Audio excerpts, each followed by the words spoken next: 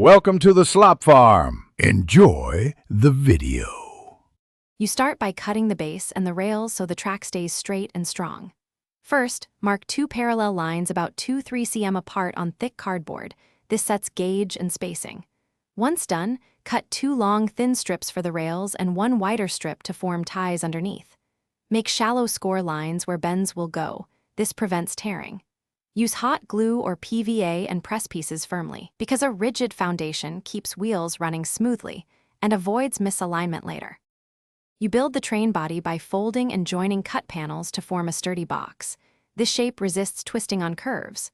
Once you cut pieces to about 8-10 cm length and 4-5 cm height, glue tabs at corners and reinforce weak spots with extra cardboard.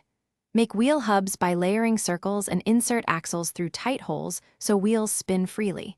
If they wobble, sand or widen holes slightly. After that, add a simple coupler slot front and back so cars can connect securely on the track.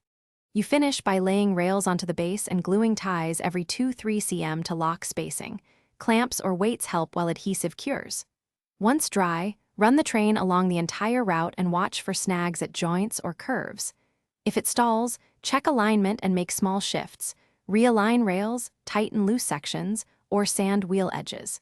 Make sure to reglue any weak joints and retest. A few careful adjustments now prevent repeated failures and keep the model running reliably. Thanks for watching. Consider subscribing if we helped you today.